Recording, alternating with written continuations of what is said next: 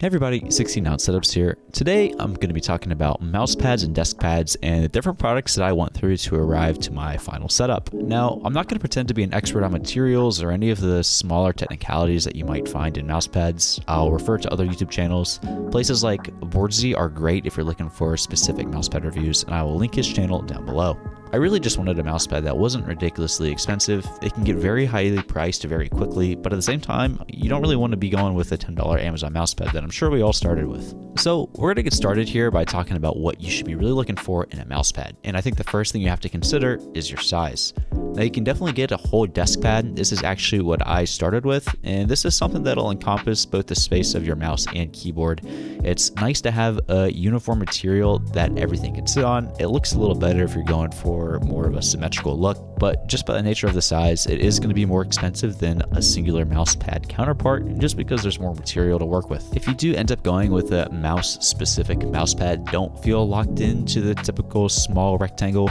There are plenty of sizes out there. As you can see, I actually ended up going with a quite large rectangle here compared to my previous office mouse pad. You can definitely get kind of crazy and custom, but just be aware, the larger and more custom you go, the more expensive your pad will be. Sizing really isn't that complicated in the grand scheme of pads, so I'm going to move on to probably the most important aspect here, and that is material. You should really know that material is going to be very subjective. It's going to be based on the use case of your PC, the type of mouse you're using, your overall comfort level, what you like to see on your desk, if you're going to be placing objects other than your mouse on your pad. There's a ridiculous amount of options out there, so really take what I say here with a grain of salt. But overall, I'm going to separate things into three categories. The first main category I'm going to call a classic pad. The next category I'm going to call custom pad, and the third category I'm going to call high-end pads. Now, there's obviously going to be overlap in each category here. I'm just breaking things down at a very high level. If you find yourself looking in the third category, please use some additional resources to figure out what's right for you. So the first category of material I'm calling classic pads, and this is really just what you think of when you go into the office and you see a mouse sitting on a pad. This is going to be that black fabric-like material that's kind of slick. And despite it being called a classic pad, and despite seeing these things everywhere, you can really have a huge range of quality with these. I'd say in this category, you're looking for something that's less than $20 to $30. You're looking for something that's highly endorsed by the community and has a wide pool of reviews to look at. And in this price range, I still think it's possible to branch out of the black box stereotype and get something that looks a little more interesting to the eye. One of the main points here is staying away from shady companies and sticking with something that you're familiar with, or at least the community is familiar with. And I'm going to leave a few brands here that I think are a great starting point. They won't all necessarily be in the upper echelon of mouse pads, but they'll all have some options that are highly reviewed and have stood the test of time. So moving on to our next and probably smallest category of materials, we're going to be talking about custom pads. And to me, this category really means pads that don't fall into the office or gaming mouse pad bucket.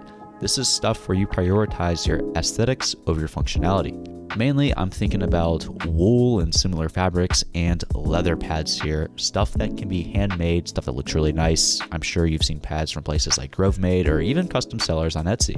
And the reality with these pads is that they're going to look absolutely amazing. Some of the most minimal and clean setups I've seen have these wool or leather pads, but functionality is going to be lacking a little bit. My personal experience with my smooth leather pad is if I were to get a single speck of dust or dirt on my mouse, it was really easy to have that kind of gritty feeling. And on the other end of the spectrum, wool tends to trap a lot of this dirt and debris, so might require washing frequently. But if you're the type of person that doesn't care about gaming or the efficiency of your mouse moving across your surface, or if you're super clean, this is really splitting hairs. And I think if you're going for the best looking mouse pad, this is where you should be headed. Now, in this final category of high-end pads, I would recommend looking at individual reviews of the pad you're going to be buying. I'm thinking about brands like Artisan, the Pro Series from Lethal Gaming Gear, Endgame Gear, even Sky Pads.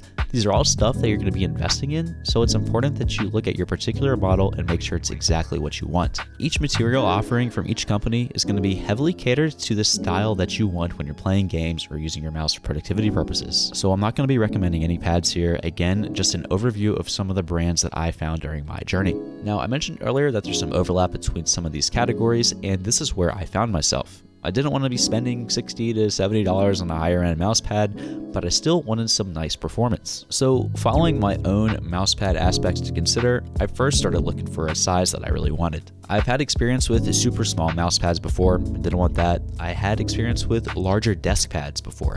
And while I think they look really nice, I wanted something specific for my mouse, something that I could move around easily without having to move my keyboard. As far as material goes, I wasn't too concerned with having a very specific type of material for my playstyle. I consider myself to be an average person, just wanted something that was nice to the touch, something that I feel like I could use for a long period of time, and something that was endorsed by the community. Now, this wasn't my first time stumbling into the research rabbit hole of mouse pads, and previous experiences led me to the X-Ray brand before, and I found myself gravitating to them once again. Prices are relatively reasonable, especially if you buy directly from X-raypad, but they also can be found on Amazon. Reviews are also generally great, especially within some of the more niche mousepad communities, so no issues there. There are plenty of custom options out there. Again, they'll be a little more expensive, but I was perfectly fine with a black rectangle, which was easily found on Amazon, with a wide variety of sizes to choose from. So I chose a size that was specific to my desk and what I wanted for a mousepad, and I gotta say I'm pretty happy with how it turned out.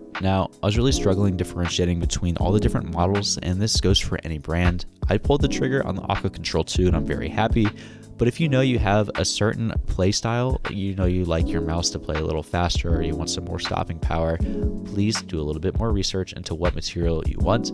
I know for me, I did not care as much, and I was losing more time and efficiency trying to decide between a mousepad rather than just buying one. Regardless, hopefully this is a good video if you're starting off on your mousepad journey. I'm going to leave a few resources below, one of which is Boardsy's YouTube channel, another which is the mousepad subreddit, which really helps me dial in my preferences based on a wide array of previous experiences. And finally, this is 16-ounce setups. This week I was brewing espresso out of the Sylvia again with this Firefly blend from Rock Hill Coffee, and I gotta say, usually I don't pay attention to a lot of the details left on the description, but toasted is the perfect description of this coffee. Definitely a little dark, toasted and smoky I think is a perfect description for it. Anyways, I'll see you guys in the next one. Thanks.